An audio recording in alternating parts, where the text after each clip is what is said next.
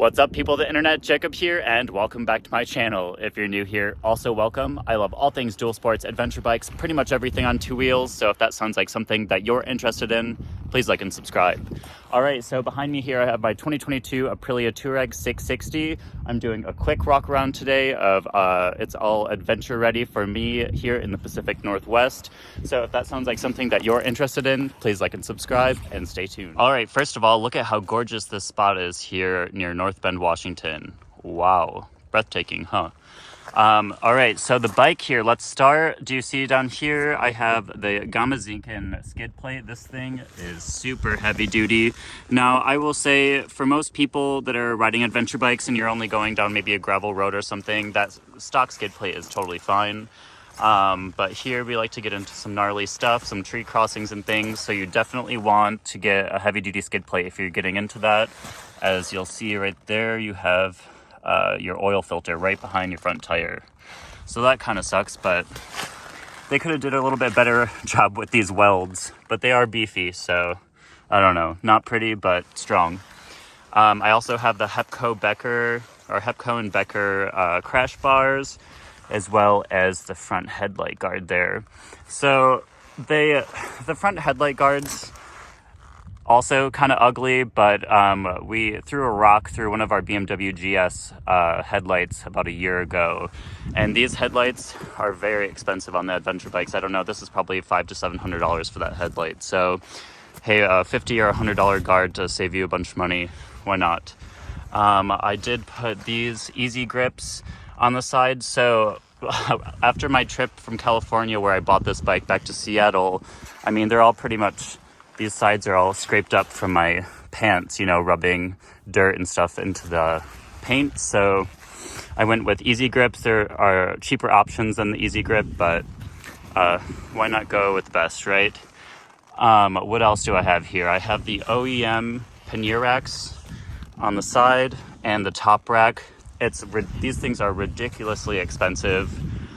Just the top rack, I want to say, was like $560. The side pannier racks I ordered from Milan, Italy, from an Aprilia dealer there, as here in the US, you can't get anything for these bikes right now, which sucks. So the side ones I think also are around $600.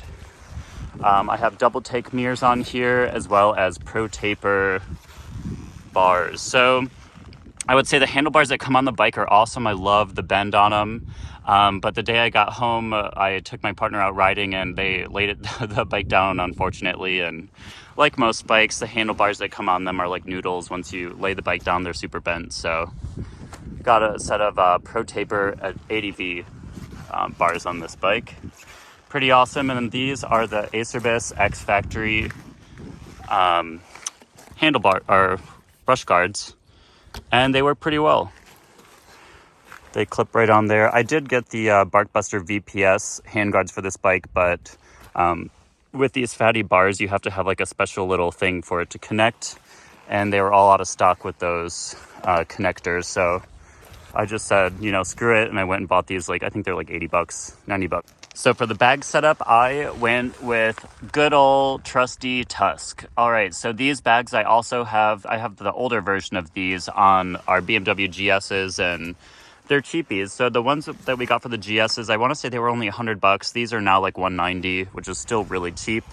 They're pretty big bags, and they aren't waterproof, but they have like the waterproof bag that you put your stuff in and then just kind of pull it out, right? So really lightweight, cheap, and very durable. On our GSs, they've crashed a bunch of times, been laid down, you know, all of that, and they're still holding up really well. So I have a really janky heat shield set up here because this bike does run really hot, but this bag's been fine for the last, I don't know, week or two of riding. So I don't know if you'll see, I have like that little heat shield and then the metal, this kind of like whatever this material is to kind of protect this. So make sure when you do put a bag setup on to really make a better heat shield than I. So tip, right?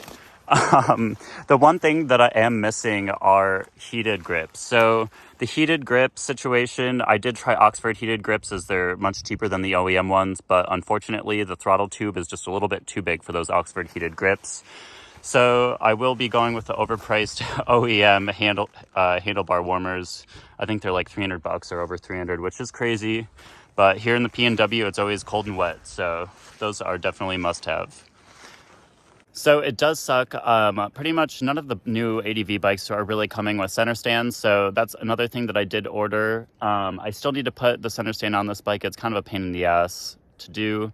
So when I have some time, I'm going to have to do that because I'm just waiting. I'm like, oh, watch, I'm going to pop a tire or something crazy is going to happen. And I have that center stand just sitting at home. So if you are getting more into the gnarly off-road stuff or you're going to be in the back country way far away from people, and services, you really do want a center stand to work on your bike if you have to take a wheel off or whatever. It is a big lifesaver. I think that all the bikes should really come with them, but I'm sure it's a weight savings at the end of the day on that spec sheet, right? Everyone's fighting for the lightest bikes right now. So overall, the bike, love it. I'm at almost 4,000 miles now, and I've owned it for, I don't know, only maybe a few weeks now. So until the next video, stay safe and like and subscribe. Bye.